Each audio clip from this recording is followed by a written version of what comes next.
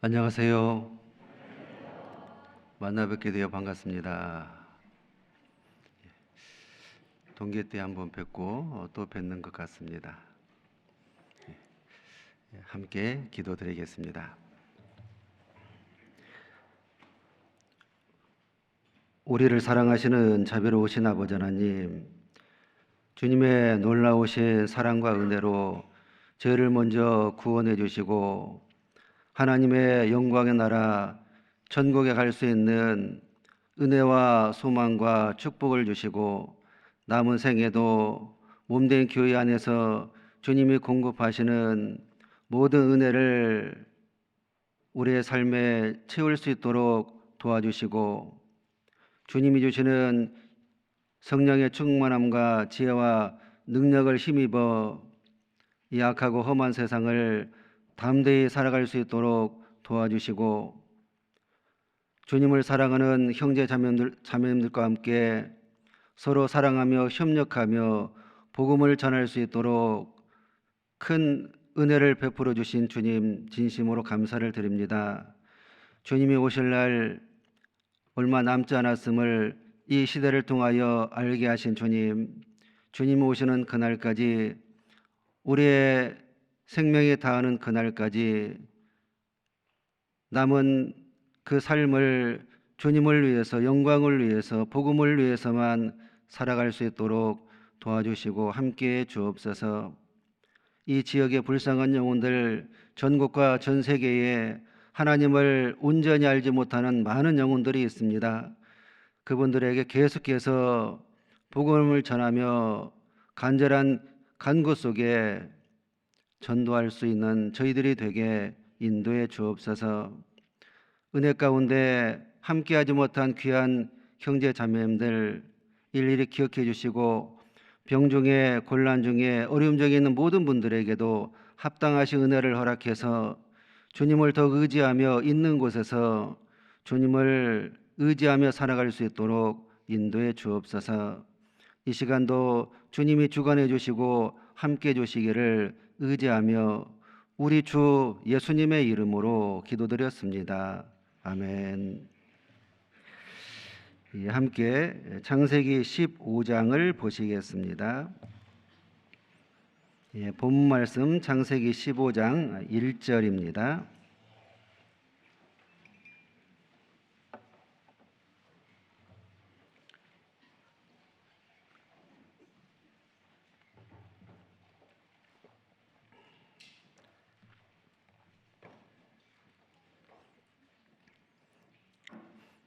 구약성경 17페이지 창세기 15장 1절 제가 읽어드리겠습니다.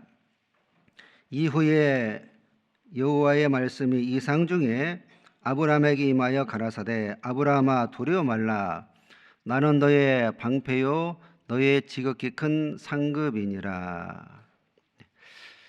오늘 주제 말씀이요 상급이신 여호와, 우리의 상급, 그리스도인의 상급, 그리고 아브라함의 상급 되시는 여호와에 대해서 같이 한번 말씀을 배워보고자 합니다. 이 말씀에 보시면 이후에 이렇게 나와 있습니다. 이후에라는 것은 14장 후에라는 뜻이죠. 14장에 보시면 14장 1절을 보겠습니다. 14장 1절 당시에 신할 왕 아므라벨과 엘라살 왕 아리옥과 엘람 왕 그들라오멜과 고임 왕 다달이 소돔 왕 베라와 고모라 왕 비르사와 아드마 왕 시납과 스보임 왕 세메벨과 벨라 곧 소알 왕과 싸우니라. 이들이 다 시딤 골짜기 곧 지금 여매에 모였더라. 이들이 12년 동안 그들라오멜을 섬기다가 제13년에 배반한지라. 1절에 네 왕과 2절에 5 왕이 연합해서 전쟁을 하게 됐습니다. 이 12년 동안 이 다섯 왕이 네 왕을 섬겼습니다. 그리고 이 네 왕의 중심이 엘람 왕 그돌라오멜. 5절에 보시면은 제14년에 그돌라오멜과 그와 동맹한 왕들이 나와서, 그러니까 이 그돌라오멜 12절에 4절에도 이들이 12년 동안 그돌라오멜을 섬기다가 네 왕의 중심이 바로 엘람 왕 그돌라오멜입니다.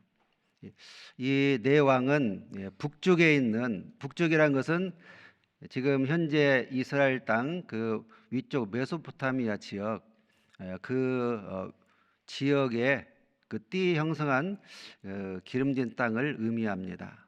그런데 성경학자들이, 고고학자들이 이 지역의 모습을 신할왕으로 1절에 보시면 당시 신할왕 나와 있잖아요. 신할 다 아시죠? 우리가 집회 말씀 때 그 바벨탑을 쌓았던 곳, 갈대아 우르 지역도 그 지역에 있습니다. 아브라함의 고향이지요. 메소포타미아 중심에서 약간 남쪽으로 치우친 그곳이 바로 시날이고, 그리고 엘라살은 그 이라크의 그 현재 시날에서 약간 북쪽 그 지역을 의미합니다. 그리고 고임이라는 것은 시날 땅의 그 아래 페르시아만 최남단 지역을 의미하고요. 그리고 엘람은 현재 이란 땅, 이란의 고원 지대를 의미합니다. 이때부터 이 이라크 땅 그리고 이란 사람들이 이 가나안을 지배하고 침범을 했었던 것 같아요. 그런데 12년 동안 섬기다가 13년째 이제 조금 강성해졌는지 배반을 했습니다. 못 섬기겠다. 그러니까 위에 있는 네 왕 연합군들이 침략을 해서 결국에는 소돔에 있는 다섯 왕들을 무찌르고, 그리고 그 소돔에 살고 있는 롯과 가족들까지 모든 재산들을 다 빼앗고 자기 고향으로 이렇게 가고 있는 그런 상태에 있었을 때 아브라함이 그 소식을 들었습니다. 자기 조카 롯이 포로로 잡혀갔다는 소식을 들었을 때 아브라함은 항상 그 13장 18절 보시면요, 이에 아브라함이 장막을 옮겨 헤브론에 있는 마므레 상수리 숲풀에 이르러 거하며 거기서 여호와를 위하여 단을 쌓았더라. 헤브론 마므레 상수리 숲풀, 그 지역은 헤브론 지역인데 다 아시는 것처럼 예루살렘, 베들레헴 그 바로 앞에가 헤브론입니다. 아래가요. 예배해 이렇게 외우시면 편할 겁니다. 예배해라 하면서 예루살렘 아래 베들레헴, 베들레헴 아래 쪽에 헤브론이거든요. 그리고 헤브론은 좀 고지대에서 한 해발 900m 정도 되거든요. 그리고 이 사해바다 그 지역은 해발 마이너스 400m 정도. 그러니까 그 편차가 1300m 정도 되겠죠. 그리고 헤브론에서 이 소돔까지가 직선 거리로 평균 한 35km 정도 된다고 합니다. 지금의 모습이나 옛날의 모습 비교해 보면은 지금은 이제 공해 미세먼지 때문에 시야가 잘 보이지 않는데 예전에는 그런 게 없었잖아요. 그래서 보통 뭐 오늘날에도 날씨 좋으면은 부산에서 대마도가 보이듯이 뭐 30km, 50km 그 이상도 보이는 모습이 있어요. 아브라함이 조카 롯이 소돔 땅에서 어떻게 사는지 늘 관심을 가지고 바라봤던 것 같아요. 그런데 그런 관심을 가지고 생활을 하고 있던 차에 북쪽에 있는 네 왕이 침략을 해서 포로로 잡아갔습니다. 이런 소식을 접하게 됐습니다. 그래서 아브라함이 집에서 길리고 연습한 318명하고, 그리고 한 장 넘겨보시면 13절 보시겠습니다.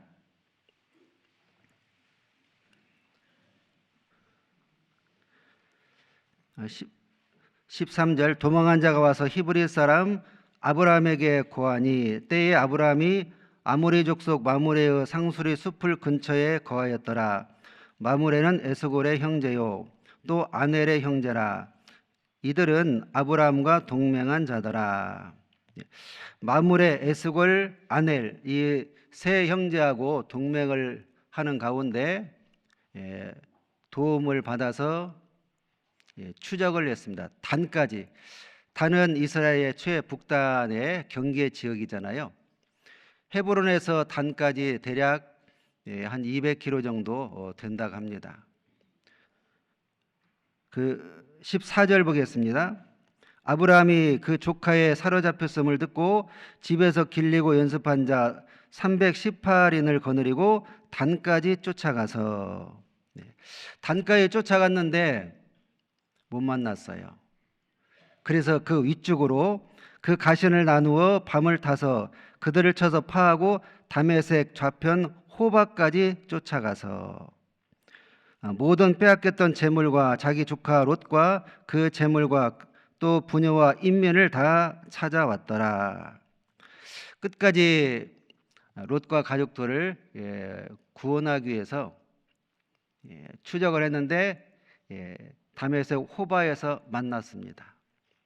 다메섹 호바는 단에서 약 70km 정도 되거든요. 그리고 헤브론에서는 250km 정도. 끝까지 추적해서 적을 만나서 조카 롯과 가족, 그리고 포로로 잡힌 사람들, 재물들을 다 찾아왔습니다.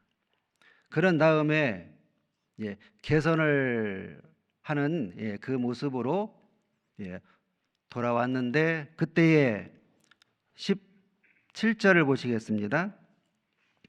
아브라함이 그돌라오멜과 그와 함께한 왕들을 파하고 돌아올 때에 소돔 왕이 사회 골짜기 곧 왕국에 나와 그를 영접하였고, 그 소돔 왕이 이제 영접을 했습니다. 개선 장군처럼 돌아왔는데 소돔 왕과 많은 사람들이 영접을 할 때 약간 육신이 있기 때문에 좀 개선하는 모습, 환영하는 모습 보면 어때요? 조금 기분이 업되는 그런 모습이 있을 수 있겠죠. 그런데 18절에 살렘 왕 멜기세덱이 떡과 포도주를 가지고 나왔으니 그는 지극히 높으신 하나님의 제사장이었더라. 그가 아브라함에게 축복하여 가로되 천지의 주제시오 지극히 높으신 하나님이여 아브라함에게 복을 주옵소서. 이 멜기세덱이 또 떡과 포도주를 가지고 영접을 했는데요. 히브리서 7장에 보시면 이 멜기세덱을 예수님으로 지칭하고 있습니다. 예수님이 이때 당시에 나타나서 아브라함을 또 영접하고 축복을 했습니다. 그래서 영육간에 축복을 받고 뭔가 좀 업된 그 상태에서 돌아왔는데, 그 마음이 계속 유지가 되면은 자칫 높아진 마음, 교만한 마음이 들 수도 있거든요. 그렇기 때문에 19절과 20절을 보시겠습니다. 19절 20절 그가 아브라함에게 축복하여 가로되 천지의 주제시오 지극히 높으신 하나님이여 아브라함에게 복을 주옵소서. 너희의 대적을 내 손에 붙이신 지극히 높으신 하나님을 찬송할지로다 하매.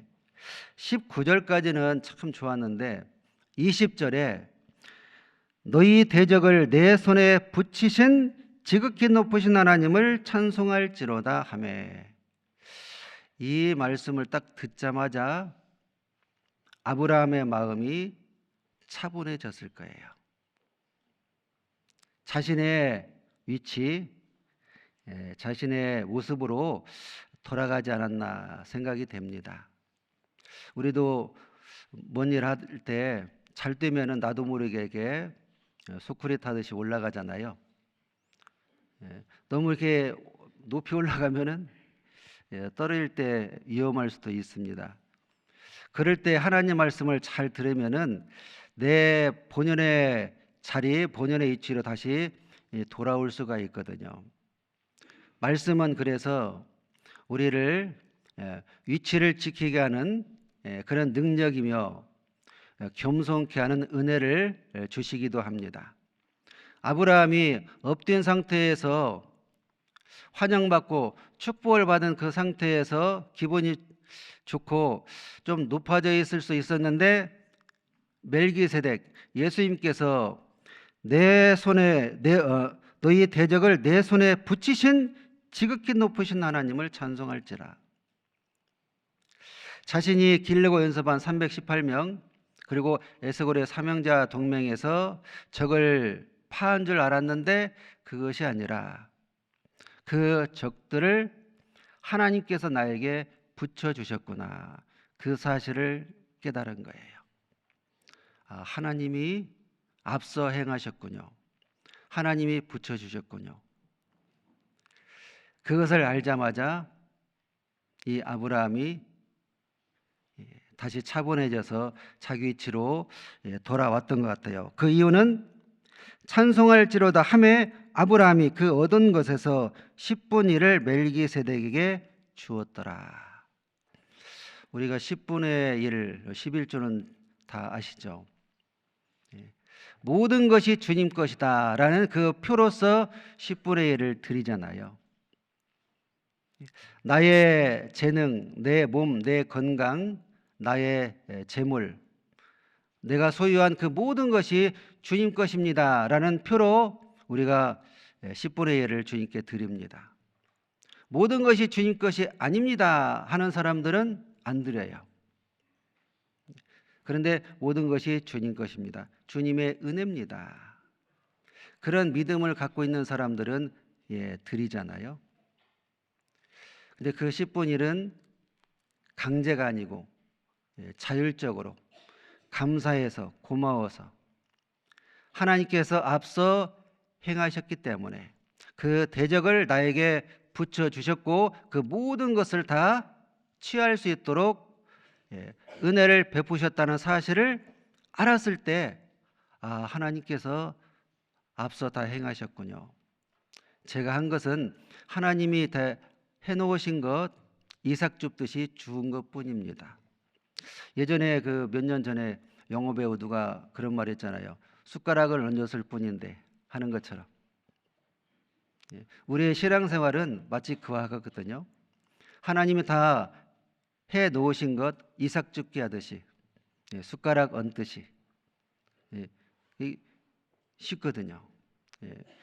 그런 믿음 가운데 아브라함이 본연의 위치로 돌아왔습니다. 그래서 차분한 가운데 겸손한 가운데 맞습니다. 하나님께서 다 앞서 행하셨기 때문에 그것을 인정합니다. 그런 의미로 10분의 1을 바쳤던 거죠.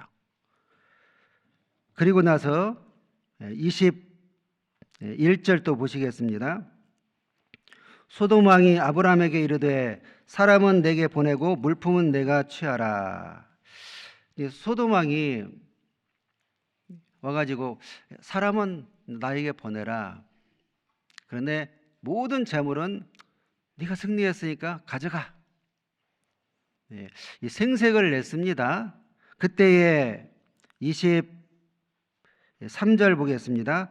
내 말이 내가 아브라함으로 치북해 하였다 할까 하여.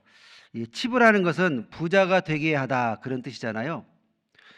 소돔 왕이 물품을 내가 취하라 해서 아브라함이 취했다면은 소문이 야 재물을 내가 다 준 거야. 이렇게 왜곡을 해서 소돔 왕 때문에 아브라함이 부자가 되었다, 이런 소문이, 헛소문이 퍼질 수도 있거든요. 치북케 하였다 할까하여 내게 속한 것은 물론 한 실이나 신들매라도 내가 취하지 아니하리라. 신들매, 신발끈이죠. 아주 사소한 것, 하찮은 것 하나도 내가 취하지 않겠다. 거기에서 부정한 것을 취하지 않겠다는 아브라함의 정결한 모습을 배울 수가 있습니다. 다만 24절, 오직 소년들의 먹은 것과 나와 동행한 아넬과 에스걸과 마므레의 분깃을 제할지니 그들이 그 분깃을 취할 것이니라. 자기에게는 엄격하게 하나님 말씀을 적용을 했습니다. 부정한 것 조금이라도 취하지 않겠다는 엄격한 적용의 말씀을 자기에게 이루게 했고, 그러나 동맹한 사람들은 그 의사를 존중해서 원하는 대로 이렇게 할 수 있도록 자유의사에 맡겼던 거죠. 내가 깨끗하니까, 내가 이렇게 했으니까 당신들도 취하지 마, 이것은 좀 강요하는 것이고 부당하게 요구를 하는 것이라고도 말할 수가 있거든요. 입장이 다르잖아요. 그런 의미에서 이 아브라함은 전쟁 후에 그 공과를, 그리고 여러 가지 나누어 분배하는 것에 있어서 정확하게 잘 말씀의 근거에서 이뤘던 것 같아요. 이런 과정이 있었습니다. 그리고 이 아브라함이 적을 파하고 나서 돌아와서 다시 헤브론에서 거하는데 왜 하나님께서 두려워 말라 이렇게 말을 했을까 생각해 보니까요, 우리가 적과 싸우다가 보면은 이게 두려움이 조금 있잖아요. 저도 구원받기 전에 학생 때, 중학교 때 한번 친구하고 싸운 적이 있거든요. 그냥 싸우고 싶어서 싸운 것이 아니고 자꾸 이렇게 찝적대고 건들고 계속, 제 얼굴 보세요. 제가 평화주의자 같죠? 싸움, 제가 초등학교 때는 같은 반 여자한테 맞고 다녔거든요. 여자 그 친구 집에 저희가 새들어 살았기 때문에 어쩔 수 없이 이제 기죽으면서 맞고 살았어요. 근데 중학교 때는 자꾸 이렇게 건드는데 싸움을 안 하려고 피하는데 계속 이게 때리고 쉬는 시간만 괴롭히고, 그래서 저도 모르게 울컥해 가지고 왜 그러냐 이렇게 했는데 이렇게 하다가 맞았어요. 맞으니까 이제 쳤다고 하면서, 그래서 이제 싸움 붙은 거예요. 싸움 했는데 어떻게 하다가 잘 마무리가 됐어요. 마무리가 됐는데 막 이게 마구잡이로 휘둘르잖아요. 휘둘르다가 제 주먹에 한 대 맞은 것 같아요. 그런데 이제 좀 눈빛이 조금 달라져요. 거기에 대한 제 두려움이 있었습니다. 이 보복하지 않을까, 좀 겁났거든요. 어릴 때는 이 겁이 좀 있잖아요. 그런 모습과 비슷하지 않을까 생각을 해봤습니다. 아브라함도 그 적을 파하고 나서 이제 안정적인 생활을 했는데 그 네 왕들이 다시 재정비해서 침략하지 않을까. 그리고 혹시 소돔 왕이 이것을 거부를 했는데 나를 또 치지 않을까, 이런 생각을 했던 것 같아요. 그것을 하나님께서 아시고 두려워하지 말라 말씀을 하신 거죠. 우리도 마음속에 이게 어떤 사건이나 상황 보면은 두려움이 있을 수 있잖아요. 성경에 보면은 시편 17편을 보겠습니다.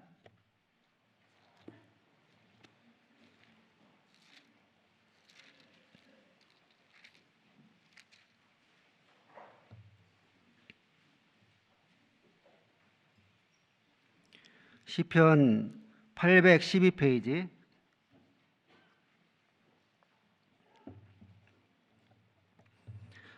17편 8절입니다. 나를 눈동자같이 지키시고 주의 날개 그늘 아래 감추사. 나를 눈동자같이 지키시고, 우리를 주님께서 눈동자같이 지키신다. 시편 기자뿐만 아니라 우리도. 그래서 시편 139편에도 보시면 나의 앉고 일어섬을 아시며 멀리서 나를 통촉하시오니 나의 전후를 두루시며, 이런 말씀이 기록이 되어 있고요. 121편에도 보시면은 영원토록 우리를 지켜주신다는 그런 약속의 말씀도 있습니다. 천사가 시편 34편에 보시면 천사가 우리를 두루신다. 시편 125편에 또 보시면은 주께서 우리를 두루신다. 142편에는 의인이 나를 둘러 진친다. 뭐 이런 말씀들이 있어요. 하나님께서 어디를 가든지 무엇을 하든지 우리를 지켜주시고 보호해 주실 뿐만 아니라 천사도 그리고 형제 자매님들도 우리를 지켜보시고 도와주시고, 이러한 안전띠가 있습니다. 그래서 시편 12편 5절에 보시면 안전지대에 두시리로다 이런 말씀도 있잖아요. 안전지대가 바로 주님이 계신 곳, 안전한 곳, 그리고 또 교회라고도 볼 수가 있지요. 잠언 18장을 또 보시겠습니다.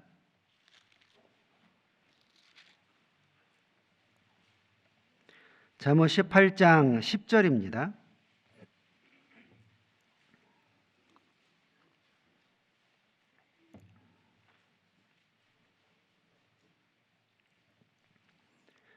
(930페이지) 18장 10절 같이 한번 읽어보시겠습니다. 여호와의 이름은 견고한 망대라. 의인은 그리로 달려가서 안전함을 얻느니라. 의인은 그리로 달려가서 안전함을 얻느니라. 안전지대, 하나님이 계신 곳, 하나님과 좋은 관계를 맺고 있다면, 하나님과 동행하고 있다면 사망의 음침한 골짜기를 다닐지라도 해를 두려워하지 않을 것은 주께서 나와 함께 하심이라. 사망의 음침한 골짜기라도 주님이 함께 하신다면, 특별히 여호와의 이름은 견고한 망대라. 하나님을 의지하고 하나님께 의리하는 그러한 삶 속에서 하나님이 지켜주시고 보호하신다. 그런 약속이 이루어집니다. 잠언 3장에 보시면 창조간의 두려움 속에서도, 창조라는 것은 갑자기 다가오는 그런 재난을 의미하잖아요. 그런 속에서라도 우리는 두려워하지 않고 담대하게 하나님을 의지하면서 살아갈 수가 있습니다. 하나님이 지켜주시고 보호하시고 늘 함께 하시기 때문에 때때로 그럴지라도 두려움과 무서움이 간혹 찾아올 수도 있습니다. 그때마다 우리를 지켜주시고 우리와 함께 하시고 도와주시는 주님이 계심을 성경 말씀을 읽고 듣고 배움으로써 두려움과 무서움을 쫓을 수가 있습니다. 아브라함도 그러한 상태에 있을 때 하나님께서 그 마음을 아시고 두려워하지 말라. 나는 너의 방패다, 이렇게 말씀을 해 준 것 같습니다. 하나님이 우리의 방패. 물론 믿음이 우리의 방패가 되기도 하고, 말씀이, 은혜로운 삶이 우리의 방패가 되기도 하지만, 직접적으로 우리를 도와주시는 큰 방패, 완전한 방패는 주님이십니다. 그런 차원에서 하나님께서 아브라함에게 두려워 말라, 나는 너의 방패요, 이렇게 말씀을 하셨던 것 같습니다. 그리고 다시 창세기 본 말씀 돌아가겠습니다.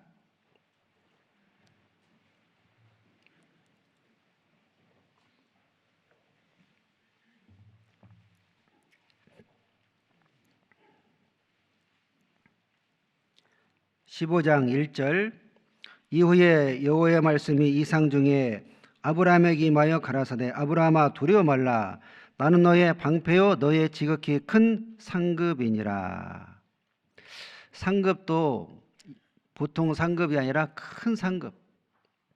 이 상자가 상줄상이고 급자가 줄급자입니다. 상을 주다. 히브리 말로 사카른데 임금, 대가, 싹, 그런 뜻입니다. 하나님께서 상을 주는 거다. 14장에 우리가 보았듯이 소돔 왕이 모든 재물을 네가 취하라 그랬는데 아브라함이 한 터럭도 취하지 않았습니다.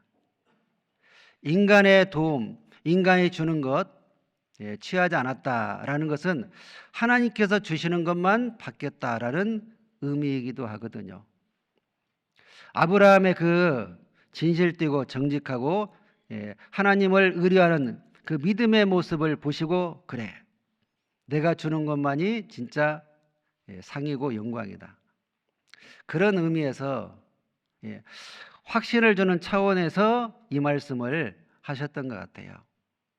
히브리서 11장 6절에도 보시면 반드시 그가 믿음으로 그가 계신 것과 또 상 주시는 이심을 믿어야 할지니라. 두 가지 믿음을 우리에게 요구하고 있습니다. 하나님이 정말로 계시느냐, 그리고 하나님께서는 반드시 상을 주시느냐. 하나님은 분명히 계신다, 그리고 하나님은 반드시 일한 대로 대가대로 상을 주시는 분이다. 두 가지를 설명하고 있습니다.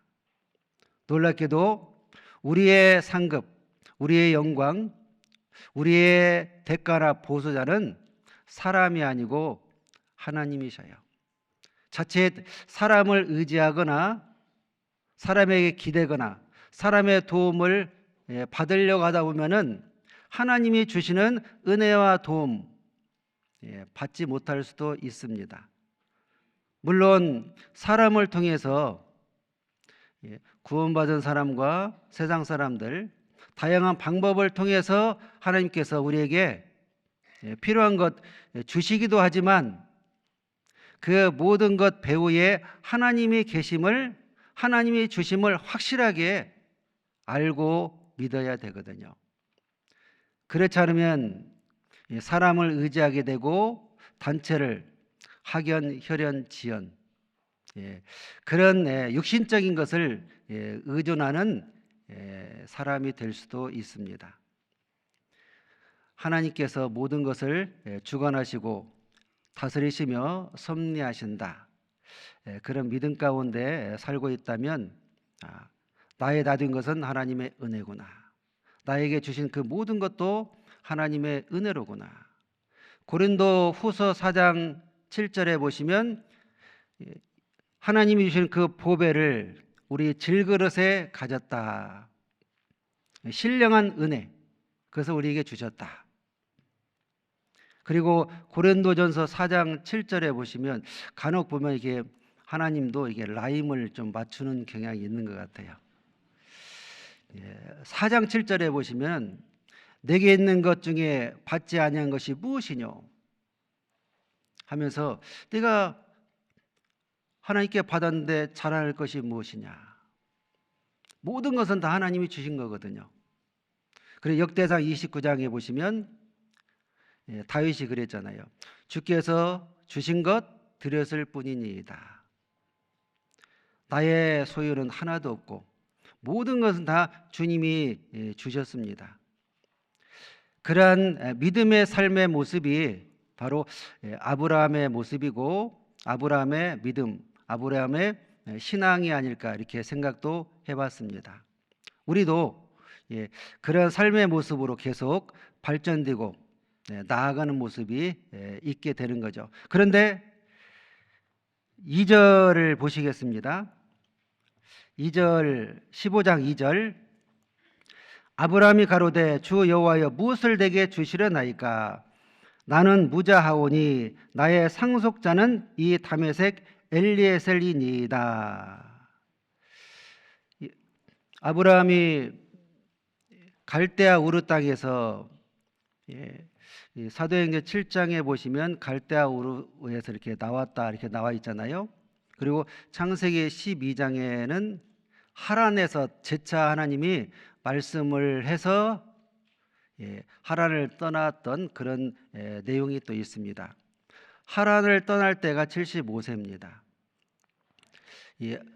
학자들이 성경학자나 이런 사람들이 말하기를 아브라함이 갈대아 우르에서 몇 살 때 떠났을까? 그 사람들이 기록한 것을 보니까 한 60대 정도 떠났다 이렇게 얘기를 하대요. 근거는 없습니다만 추정치입니다. 그런데 유대인의 그 전성이 있잖아요. 미슈나 탈무드 미드라시 같은 유대인의 전성책이 있거든요. 그 중에 미드라시에 보면은 아브라함이 50대에 떠났을 것이다 이렇게 나와 있어요.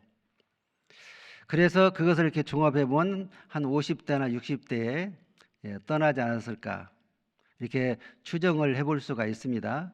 다만 정확한 근거는 없습니다만 어쨌든 사람들이 이렇게 추정을 해보려는 그런 마음이 있잖아요. 찾아보니까 그런 내용이 있어요. 미드라시에 기록한 기록의 근거에서 말한다면은 가나안 땅에 들어온 지가 한 25년 정도 지났고요. 그리고 이때는 16장에 보시면은 가나안 땅에 들어온 지 10년 후였더라 이 내용이 나오거든요. 그러니까 가나안 땅에 들어온 지 10년 조금 못된 그런 시기. 그러니까 최소한 20, 30년 정도 지났던 그런 시기라고 우리가 추정해 볼 수가 있습니다. 그럼에도 불구하고 하나님께서 약속한 후손이 태어나지 않았어요.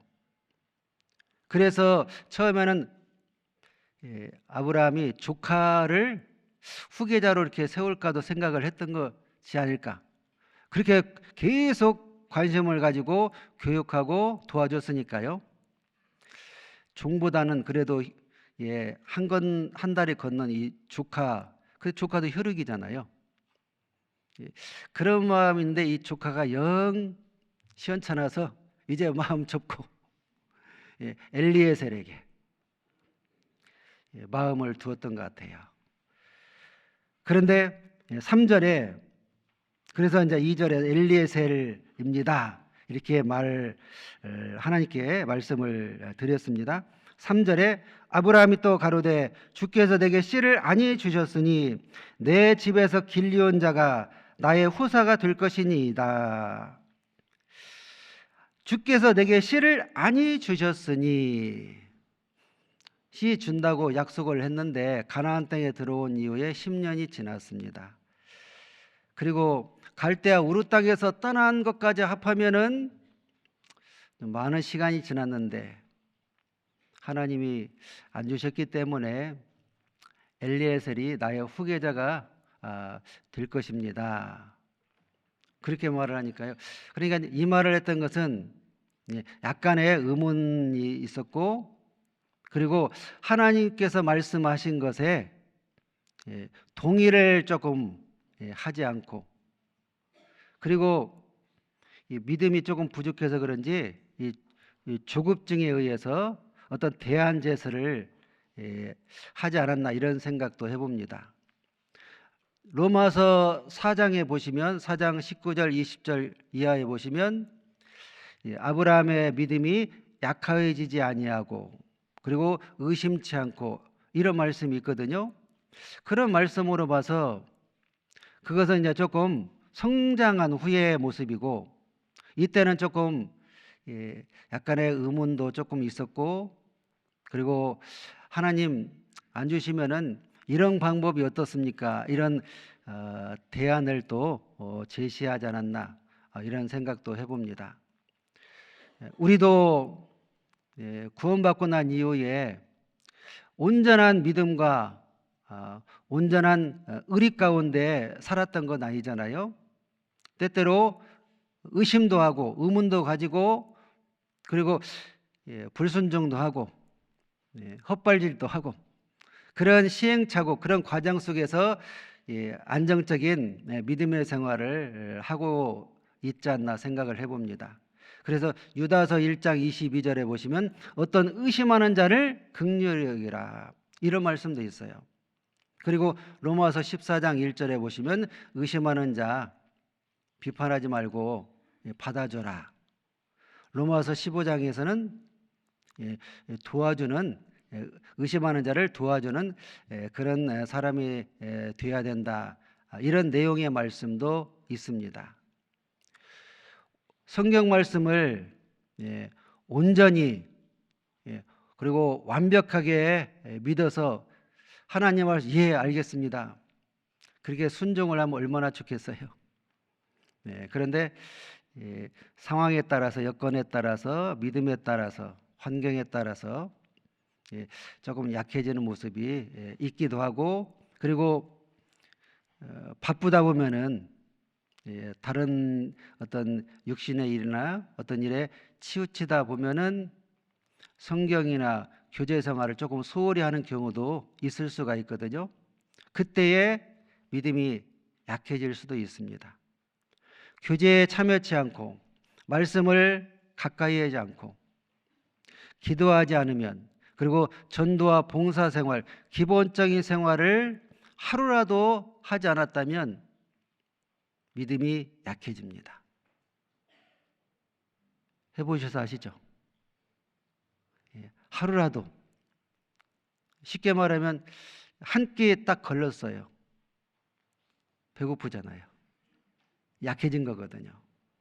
그것처럼 하나님의 일을 신앙생활 영적인 일을 조금이라도 소홀히 하거나 게을리하면 우리가 약해지게 돼 있습니다. 그러면 즉시 마귀가 귀신이 틈을 차단해요. 에베소서 4장을 보겠습니다.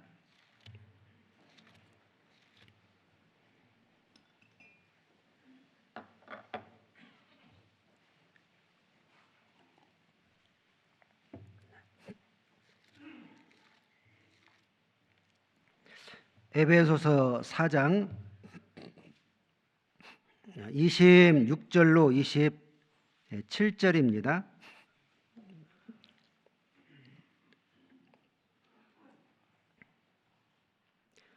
분을 내어도 죄를 짓지 말며 해가 지도록 분을 품지 말고 마귀로 틈을 타지 못하게 하라.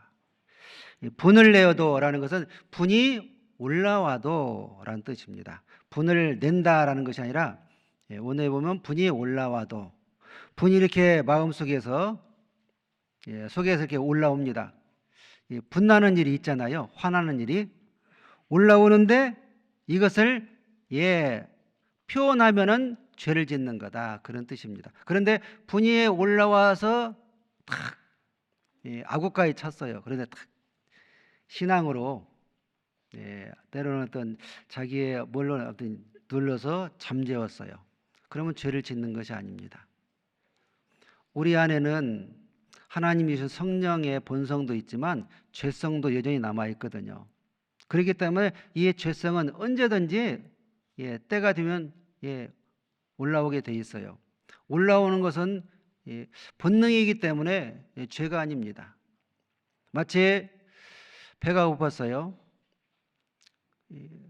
시내를 이렇게 지나가 보니까 맛있는 빵 냄새가 나요. 빵을 항상 즐겨하고 좋아했던 사람이 빵 냄새가 나요. 냄새 맡았어요. 그런데 돈을 주고 사 먹으면 괜찮은데 훔쳤어요. 그건 죄가 되죠. 이게 빵 냄새 나서 돼요. 먹고 싶다. 그건 죄가 아니거든요. 본능이니까요. 그런데 먹고 싶다 해서 훔쳐 먹었다. 이건 죄가 되는 거죠. 마찬가지로 분이 올라왔어요. 그런데 이것을 표현을 하면은, 그래서 흘기는 눈과 규먼과 광팬이, 흘기는 눈도 죄라고 나와 있잖아요. 마음에서 미워하는 것도, 이게 표현을 하는 것은 죄다, 그런 의미. 그래서 눈짓, 손짓, 발짓, 뭐 또는 입으로 하는 것, 그것이 죄고, 그런데 그런 표현을 했을지라도 해가 지도록 본을 품지 말아라. 마태복음 6장에 보시면 34절인가에 보면은 한날 괴로움은 그날의 죽하니라.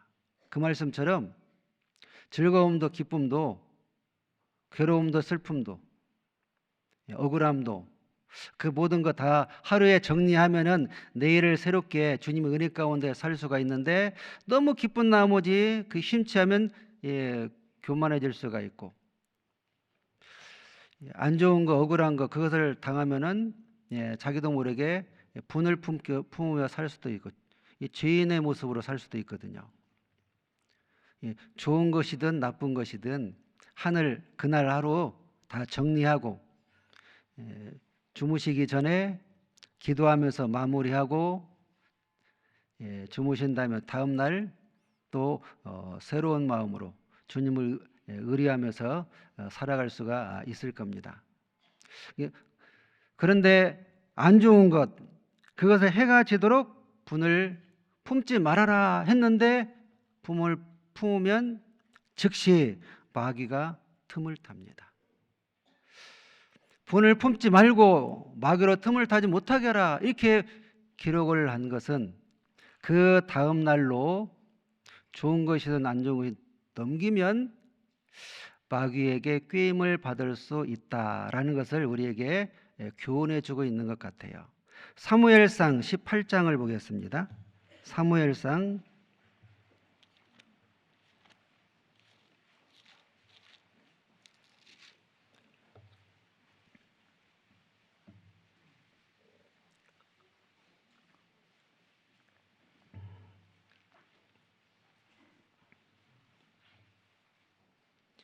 18장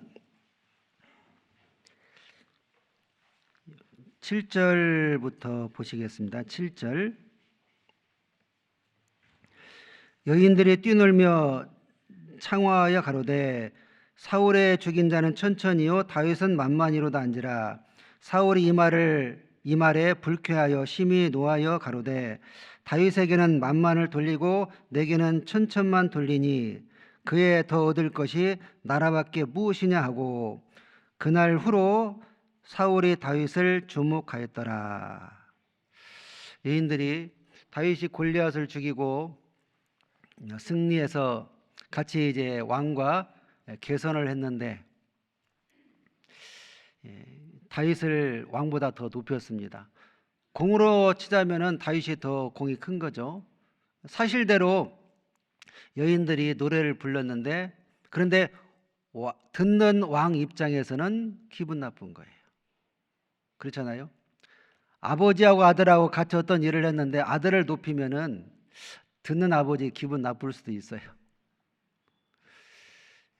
그래도 신앙으로 그것을 이겨야 되는데, 그런데 사울의 상태가 좋지 않았기 때문에 신앙으로 이기지 못했던 것 같아요. 그날 이후로 다윗을 주목했다. 주목이라는 것은 지켜봤다, 뭐 바라봤다, 주시했다, 뭐 그런 의미잖아요. 그런데 신기하게도 10절에 보시면 그 이튿날 하나님의 부리신 악신이 사울에게 힘있게 내림에 그가 집 가운데서 야류하는 고로 다윗이 평일과 같이 손으로 수금을 타는데 때에 사울의 손에 창이 있는지라. 그 이튿날 이게 사울이 좀 기분이 나쁘고 분이 난 상태로 그날 안 좋은 것을 정리하지 않고 다음 날로 넘긴 거죠. 그러다 보니까 이튿날 마귀가 사단이 틈을 탄 거예요. 부축이었습니다. 부축이니까 분이 계속 올라오잖아요. 이 분노 조절 장애처럼 그런 사람이 된 거죠. 그러니까 그런 사람들은요, 손에 무엇이 잡혔는지 그냥 잡힌 거 그냥 던져요. 그것이 사람을 죽이는 것인지 살리는 거 모릅니다. 그냥 던져요. 손에 단창이 창으로 나와야죠. 다른 어느 단창으로 하는데 창이란 거는 긴 창이 창이 잡혔으니까 던진 겁니다. 맞았으면 죽었죠. 다행히 하나님께서 다윗을 구원하시고 피하게 했는데 어쨌든요, 안 좋은 상태에 있을 때 그것을 그날 하루를 이렇게 딱 정리해서 하나님께 하나님 이런 마음 품었습니다. 죄송합니다. 그러면서 회개하면 자백하면 요한일서 1장 9절에 만약 우리가 우리 죄를 자백하면 저는 미쁘시고로사 우리 죄를 사하시며 모든 불의에서 깨끗게 하실 것이요. 그 말씀을 믿고 매일매일 밤마다 주무시기 전에 자백하면 회개하면 정리가 되거든요. 고범죄는 이제 하나님께서 징계를 주시겠죠. 그건 또 주님께 맡기고 어쨌든 하나님한테 늘 매일매일 자백하고 회개하면은 깨끗하게 생활할 수가 있습니다. 아침을 맞이할 때 새로운 마음으로 은혜 가운데 또 살아갈 수가 있죠. 좋은 것이든 나쁜 것이든 그날 하루 그냥 그날로 정리하는 것이 마감하는 것이 좋지요. 신앙 육신의 것도 그렇지만 신앙의 생활도 그렇게 해야 되는데 이 사울이 그러지 못했어요. 그러다 보니까 그 이튿날 마귀가 사단이 침투해 가지고 분나게 해서 결국에는 마귀의 밥이 돼서 거의 한 39년 왕 40년 중에서 1년은 좀 자랐다고 나와요. 어느 정도 39년 동안은 다윗만 죽이려고 쫓아다니다가 결국 징계로 죽음을 당했습니다. 이런 좋지 못한 일이 있었는데요. 이것은 자기 마음속에 분이 올라온 것 표출해서 정리하지 못했기 때문이라고 볼 수 있습니다. 어쨌든 우리 마음속에 여러 의구심도 있고 의문도 있고 실수도 있고 잘못도 있고 다양한 생활을 경험합니다. 그 가운데서 좀 하나님께 의지하고 맡기고 기다리면 에베소서 3장 10절을 보겠습니다.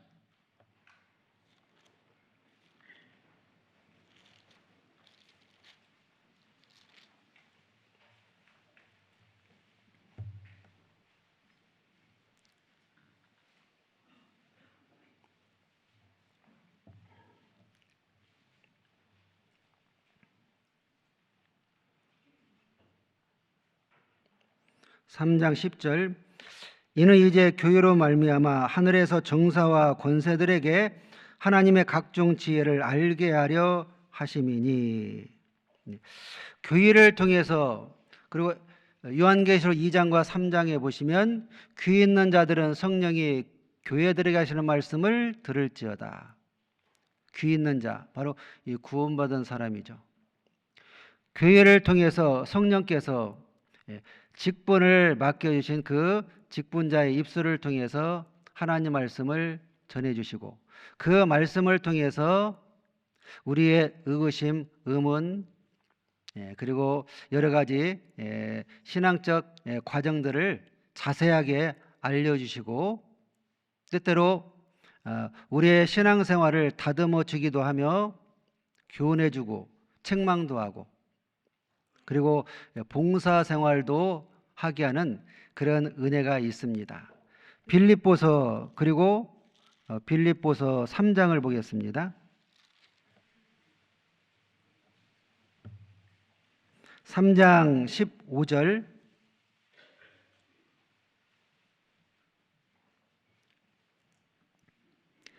그러므로 누구든지 우리 온전히 이룬 자들은, 온전히 이뤘다라는 것은 장성한 신앙생활의 모습, 정상적인 신앙생활의 모습을 하는 그런 사람들을 의미하죠.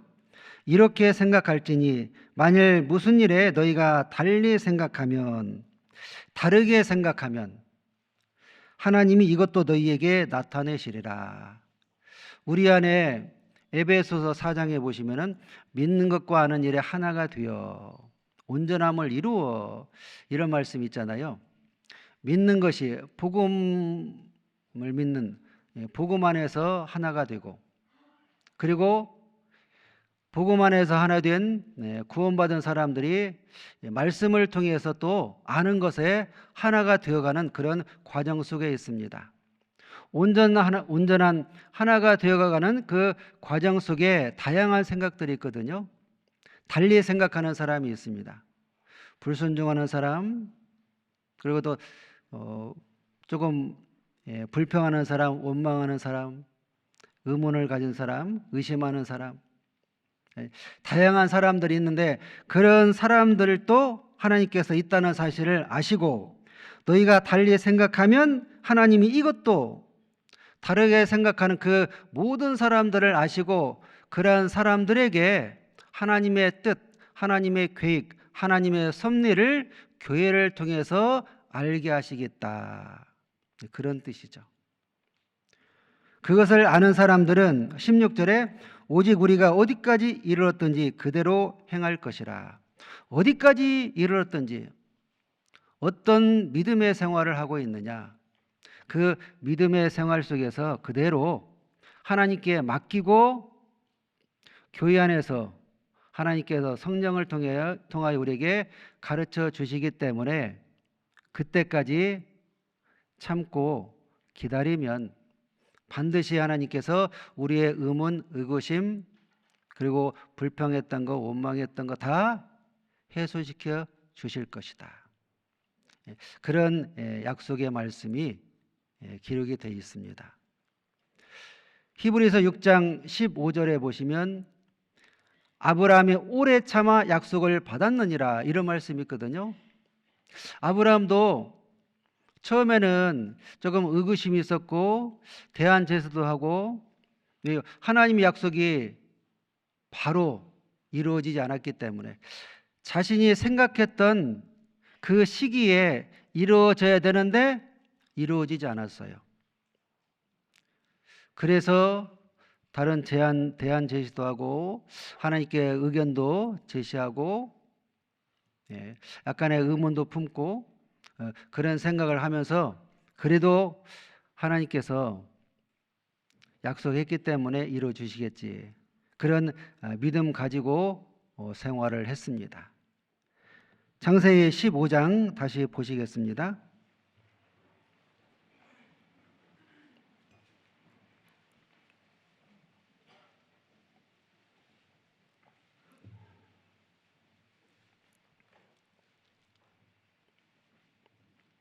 (15장) 4절입니다. 여호와의 말씀이 그에게 임하여 가라사대 그 사람은 너의 후사가 아니라 내 몸에서 날 자가 내 후사가 되리라 하시고, 그를 이끌고 밖으로 나가 가라사대 하늘을 우러러 무뼈를 셀 수 있나 보라. 또 그에게 이르시되 내 자손이 이와 같으리라. 약간의 의문을 가졌던 아브라함에게 하나님의 뜻, 하나님의 계획에 좀 동의하지 못한 그런 모습 가운데 있던 아브라함에게 즉각적으로 하나님께서 그가 내 후사가 아니다, 내 몸에서 날 자가 내 후사가 될 거다, 그리고 내 후손은 하늘의 무별처럼 많을 거다. 그렇게 다시 한번 재차 말씀을 하셨어요. 찾아보니까 이것은 한 5번째쯤 말씀을 하신 것 같아요. 사도행전 10장 갈대아우르에서 처음 하셨고, 하란에서 두 번째 하셨고, 13장, 14장, 15장 이렇게 말씀을 하셨는데, 그때마다 아브라함은 하나님 말씀을 듣고 즉각적으로 순종했어요. 그리고 믿음으로 동의했습니다. 6절을 보겠습니다. 아브라함이 여호와를 믿으니 여호와께서 이를 그의 의로 여기시고. 아브라함이 여호와를 믿으니, 이것은 하나님이 말씀을 하셨는데 그 말씀을 즉시 받아들였습니다. 믿었습니다. 이 말씀을 듣기 전까지는 자기의 그 많은 생각이 있었습니다. 그런데 하나님께서 아니다 하면서 정확하게 말씀을 해주시니까 자기의 생각, 모든 생각을 탁 버리고 하나님 말씀을 받아들였습니다. 중심을 보시는 하나님이 아브라함의 마음 중심 보니까 자기 생각 다 버리고 하나님 말씀을 받아들이고 믿었다는 사실을 알았습니다. 그것을 보신 하나님께서 아브라함을 의로운 자라 여겨주셨어요. 이와 같이 우리도 많은 의구심이나 여러 가지 생각들이 있는데요. 그럴 때마다 성경 말씀을 읽을 때 또는 들을 때, 배울 때 하나님께서 말씀해 주시는 그 말씀이 하나님 말씀이라는 것을 믿는다면 모든 것이 다 정리가 됩니다. 내 생각도 개입하면 안 되고, 현자도 지혜로운 자도, 노인의 생각도, 정치가든 모든 사람들의 생각, 지혜, 지식 다 배제하고 하나님 말씀만 마음에 받아들이고 그 말씀만 의지해야 되는 거죠. 데살로니가전서 2장을 보겠습니다.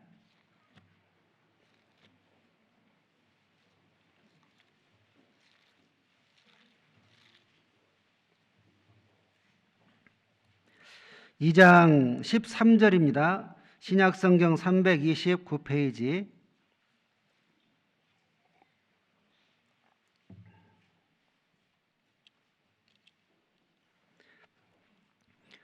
데살로니가전서 2장 13절.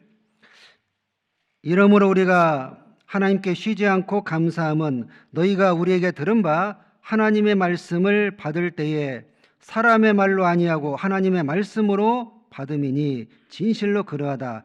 이 말씀이 또한 너희 믿는 자 속에서 역사하느니라. 하나님의 말씀을 받을 때에 사람의 말로 아니하고, 사실 우리가 말씀을 듣는데 사람이 전하거든요. 사람이 전하는 그 말씀을 하나님의 말씀으로 받느냐, 사람의 말로 받느냐, 거기에서 자기의 삶의 방향이 정해집니다. 하나님 말씀으로 받으면 그 말씀을, 하나님 말씀으로 받은 그 사람을 하나님께서 귀하게 쓰시죠. 그런데 사람의 말로 받으면 믿음이 없기 때문에 쓰시지 않습니다. 이 말씀에서도 하나님의 말씀으로 받음이니, 데살로니가 교회 성도들은 사도 바울이 전하는 그 메시지를 하나님 말씀으로 온전히 받았던 것 같아요. 너희 이 말씀이 또한 너희 믿는 자 속에서 역사하느니라. 구원받을 때는 우리가 사람의 입을 통해서 말씀을 들었습니다. 그리고 그 말씀을 믿었어요. 그 구원받았어요. 그런데 구원받은 이후에는 어느 때는 하나님 말씀으로 받고 어느 때는 사람의 말로 받고, 그런 경우가 있을 수 있잖아요. 그렇기 때문에 교회 안에서 전해주는 그 말씀을 온전히 하나님 말씀으로 받을 때라는 것은 인정하고 믿을 때죠. 그때 온전한 순종이 이루어지며 나의 삶의 목표가 주님께 향하고 표대가 정해지고 우리의 삶이 하나님께서 인도하시는 그 길로, 그 방향으로만 나아갈 수가 있습니다. 그러나 저 사람 내가 아는데, 저 목사 아는데 저 실수도 하고 잘못도 하고 나보다 못난 학벌도 그렇고 그러면서 육신의 생각으로 하고 사람의 말로 딱 받으면 그러면 이제 그때부터는 신앙이 어긋나는 거죠. 하나님 말씀으로 구원을 받았으면 믿는 것이 하나가 됐어요. 아는 것도 신앙생활도 하나님 말씀으로 받아야 되고 그 말씀을 통해서 내 신앙생활이 정해져야 되고 그리고 그 말씀에 순종하는 것. 그래서 고린도후서 10장 4절 6절 보시면 우리의 복종이 온전히 될 때에 모든 이론을 파하고 높아진 것을 파하고 하나님을 대적하는 것을 다 파한다고 나와 있잖아요. 강력한 말씀으로 하나님 말씀을 들을 때 모든 높아진 것, 모든 이론, 세상적인 경험, 지식 다 깨뜨려지고 하나님 말씀이 나를 지배하고 나를 주관하고 내 생각과 내 몸과 내 마음까지 움직이는 그것이 바로 온전히 복종과 순종이 되는 그리스도인의 모습이 되는 거죠. 그런 사람으로 만들어 가시려고 우리를 교회 안에 두시고 교회에서 성령께서 우리에게 말씀을 가르쳐 주시는 것 같습니다. 아브라함이 하나님 말씀을 딱 들었을 때 듣기 전에는 다양한 여러 생각이 있었는데 대안 제시도 하고 그런데 말씀을 딱 들을 때는 알겠습니다. 그래서 자기의 생각도 무슨 게임 있잖아요. 뭐 접어 있잖아요. 내 생각 접어, 내 지식 접어, 내 고집 접어, 그죠? 내 주관적인 거, 혈연 의지가 다 접어야 돼. 접는다. 다른 말로 하면 꺾는다. 꺾는다. 다른 말로 하면 굴복한다. 굴복한다라는 건 무릎을 꿇는 거잖아요. 무릎을 꿇는 것은 굴복과 동시에 경배의 모습도 되는 거거든요. 그래서 나의 주시며 나의 하나님이시니이다. 온전한 삶 속에서 그러한 믿음이 이루어졌을 때 하나님께서 아브라함처럼 그 믿음을 의로 여기시고 하나님이 원하시는 그 길로 그 방향으로 인도해 가실 겁니다. 그 원하시는 길로 그 방향으로 인도해 가실 때 하나님께서 주시는 상급 영광이 기다리고 있는 거죠. 골로새서 3장을 보겠습니다.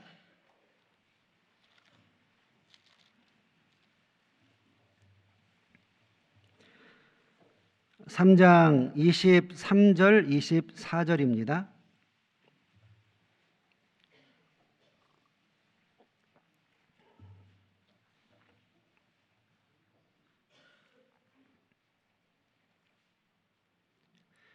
(327페이지) 무슨 일을 하든지 마음을 다하여 주께 하듯 하고 사람에게 하듯 하지 말라. 이는 유업의 상을 주께 받을 줄 알미니 너희는 주 그리스도를 숨기느니라. 무슨 일을 하든지 마음을 다하여 주께 하듯 하고 사람에게 하듯 하지 말라. 물론 사람에게 합니다. 그런데 그 사람 배후에 항상 주님이 계시다는 것을 의식하고 해야 된다 이거죠. 그리고 또 그 사람 속에 주님이 계신다라는 것을 믿고서 행하라. 그런 의미와도 같습니다.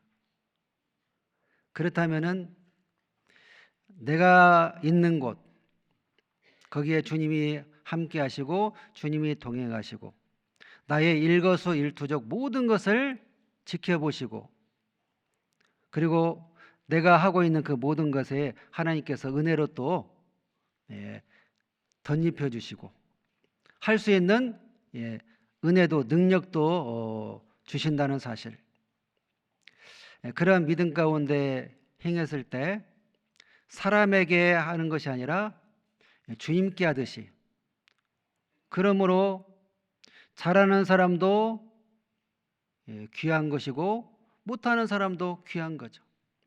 마태복음 13장에 보시면 주님께서 제자들이 가라지를 뽑기를 원하니까 아니가 둘 다 추수 때까지 자라게 두어라. 곡식을 뽑을까 염려하노라. 이런 말씀이 있잖아요. 우리 안에는 다양한 형제 자매님들이 있습니다. 약한 사람들이 있습니다. 강한 사람도 있고 불만 있는 사람도 있고 원망하는 사람도 있고 의문을 가진 사람도 있고 심지어 가라지도 있어요. 하나님께서 최악의 가라지를 뽑지 말아야겠는데 원망하는 사람 뽑으라겠을까요? 불평하는 사람, 약한 사람, 실수하는 사람, 상처 주는 사람, 함께 거하면 하나님께서 세워주신다 말씀하셨잖아요. 저가 세우리라. 하나님께서 세우시는 권능이 주께 있음이라. 로마서 14장인가요? 그런 말씀이 있듯이 우리는 다만 하나님의 은혜를 받았기 때문에 모든 사람을 주님처럼 섬기며 주님처럼 대한다면 그 사랑의 모습을, 섬김의 모습을 통해서 주님의 사랑이 전해지고 그 전해지는 주님의 사랑이 그 사람을 변화시킵니다. 그렇다고 내가 이렇게 몇 년 동안 섬겼는데 왜 안 변해? 이러면 또 비판자, 판단자가 되는 거죠. 세우시는 권능이 주께 있으니까. 변하든 변하지 않든 우리는 일관되게 주님 오실 때까지 모든 사람을 주님을 대하듯이 섬기고 세상 사람들도 그런 마음으로 살아가는 것이 바로 주님이 상급을, 유업을 주신다는 믿음의 모습이다라고 여기에서 말씀을 하고 있습니다. 아브라함은 그 전부터 그런 믿음 가운데 살았습니다. 그래서 13장에 보시면 아브라함이 조카 롯에게 네가 좌하면 내가 우하고 네가 우하면 내가 좌하리라. 어쩔 수 없는 상황에서 양보를 했잖아요. 원래는 조카가 양보를 해야 되는데 조카가 양보를 안 해요. 그렇다고 조카하고 어른이, 삼촌이 싸울 수 없잖아요. 어른하고 아이하고 싸우면 어른의 망신이 있잖아요. 믿는 자와 믿지 않는 자가 싸우면 믿는 자가 창피를 당합니다. 강한 자와 약한 자, 강한 자가 어쨌든 주님의 사랑이 더 많이 있는 그 사람이 양보하고 손해를 보고, 그래서 고린도전서 6장 7절 이하에 보면은 차라리 불의를 당하거나 손해를 보는 것이 낫다. 저희는 형제다. 이렇게 기록을 하고 있습니다. 언젠가 제가 그 얘기 들으셨나 모르겠네요. 20대하고 60대 부자 간에 혹시 들으셨나요? 20대하고 60대 부자가 레스토랑에서 스테이크 맛있는 거 먹고 있어요. 들으셨어요? 아세요? 아니에요? 먹고 있는데 하나를 중앙에 놓고 이제 맛있게 먹고 있는데 딱 가장 맛있는 한 부위가 남았어요. 아들하고 아버지하고 잠깐 텀을 뒀어요. 텀을 뒀다는 것은 아버지가 생각하기에 이 아들이 잠깐 멈칫하네, 양보하려나? 이렇게 생각을 하고 아들은 아버지가 나에게 또 양보하려나? 동상이몽이에요. 그런 마음으로 나에게 양보하는구나 생각하고 탁 포크를 찍었는데 동시에 찍힌 거예요. 찍히니까 둘이 쳐다봐요. 아니, 양보하는 것 같은데 안 했네. 그래서 아버지가 한 말씀합니다. 아들아, 나 살 날 얼마 안 남았다.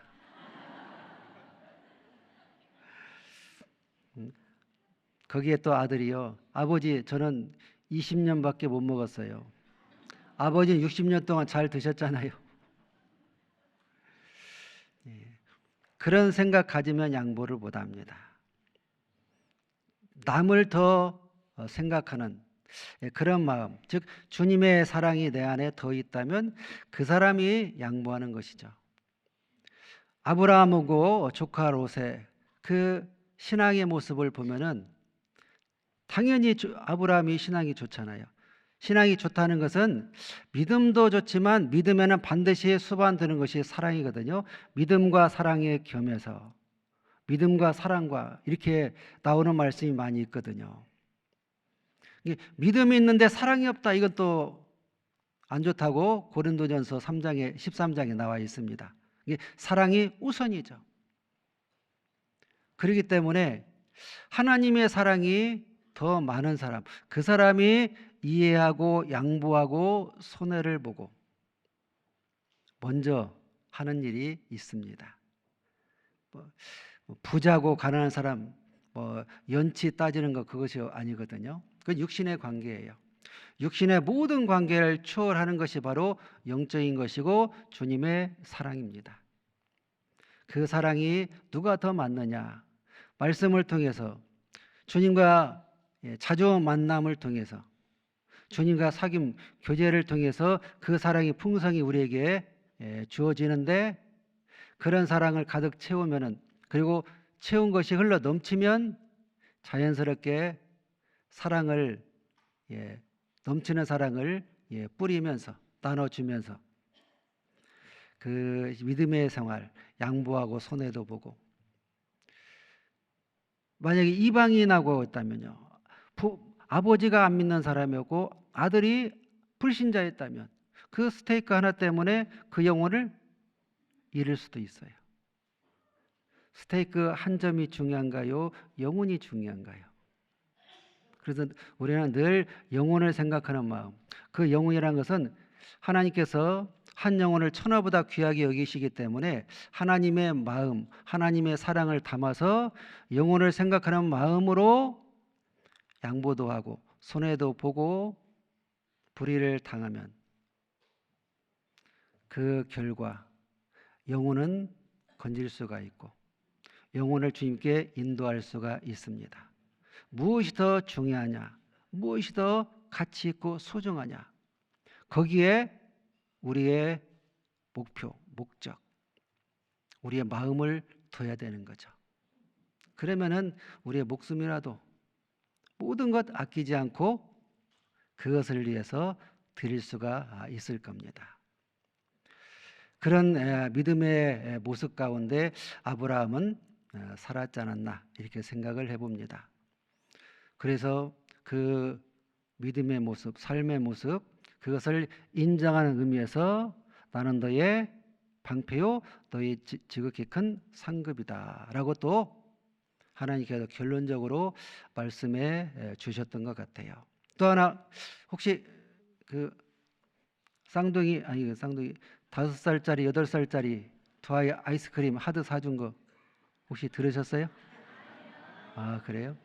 어머니가요 5세하고 8세 아들 두 아들 아이스크림을 여름에 사줬어요. 맛있게 먹었습니다. 맛있게 먹었는데 5살짜리는 8살짜리는 빨리 먹잖아요. 5살짜리는 이제 아껴서 먹는데 먹다 보니까 좀 시선이 따가워서 쳐다보니까 형이 쳐다보고 있어요. 그래서 입맛 다시니까 또요 뒤돌아서는데 뒤돌아서면 또 있어요. 그래 형이 한 입만 안 주려고 하는데 이거 빼앗길 것 같아요. 그래서 끝에를 잡고 이러잖아요. 되게 그러죠. 이렇게. 그런데 형이 양찹니까? 빼앗아 가지고 호로록 먹어버렸어요. 막대기만 남았어요. 막대기 보고 형 얼굴 보고 형 막 이렇게 가지고 아구 보고 닭독한 눈물이 떨어지잖아요. 그래서 이게 동생이 어떻게 가요? 엄마한테 가잖아요. 엄마, 형이 다 빼앗아 먹었어. 그러면 엄마가요, 울지 마라 하면서 슈퍼 가게 가가지고 2개를 사줘요. 2개 맛있게 먹었어요. 일주일 후에 엄마가 또 2 아이들을 데리고 슈퍼에 가서 아이스크림, 뭐라 그러죠? 하드? 뭐예요? 막대기 있는 게 뭐예요? 밥한바? 아무튼 그 2개를 사줬어요. 동시에 2개 사주니까 맛있게 먹었어요. 형이 동일하게 먼저 빨리 다 먹었습니다. 먹고 동생을 쳐다봐요. 동생이 형한테 빼앗기지 않으려고 숨길까요? 유혹할까요? 형 먹고 싶지. 그 형이 먹으면은 엄마가 2개 줘요. 그러니까 우리 인간관계 속에서 다투고 싸우고 분쟁하고 그 모든 것은 이익의 모습이죠. 손해 보지 않으려고. 그러다가는 그 영혼을 잃을 수도 있고 그 화목이 깨질 수도 있고 형제자매 분쟁이 날 수도 있습니다. 그런데 그 육신의 생각, 그 차원을 넘어서 하나님을 생각하면 하나님께서 주신다. 그런 확신한 믿음이 있다면 교회 안에서든 세상에서든 어디서든지 영혼을 생각하는 그 믿음과 주님의 사랑이 바탕이 되어 있다면 양보하고 손해를 보고 억울한 일을 당할 수도 있고 피해를 볼 수도 있습니다. 그로 인해서 그 영혼이 건짐을 받을 수만 있다면 그러면 결국 하나님께서 천국에서 영원한 영광으로 상급으로 보상하십니다. 히브리서 10장입니다.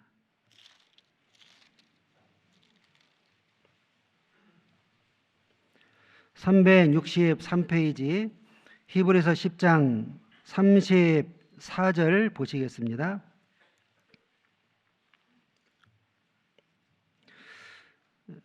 (34절) 5절까지 같이 한번 읽어보시겠습니다. 너희가 갇힌 자를 동정하고 너희의 산업을 빼앗기는 것도 기쁘게 당한 것은 더 낫고 연구한 산업이 있는 줄 알미라. 그러므로 너희의 담대함을 버리지 말라. 이것이 큰 상을 얻느니라. 이 말씀처럼 갇힌 자를 동정하고 너희의 산업을 빼앗기는 것도 기쁘게 당한 것은 우리의 산업, 우리의 재물, 여러 가지 빼앗기는 것이 많이 있잖아요. 손해보는 것이 많이 있습니다.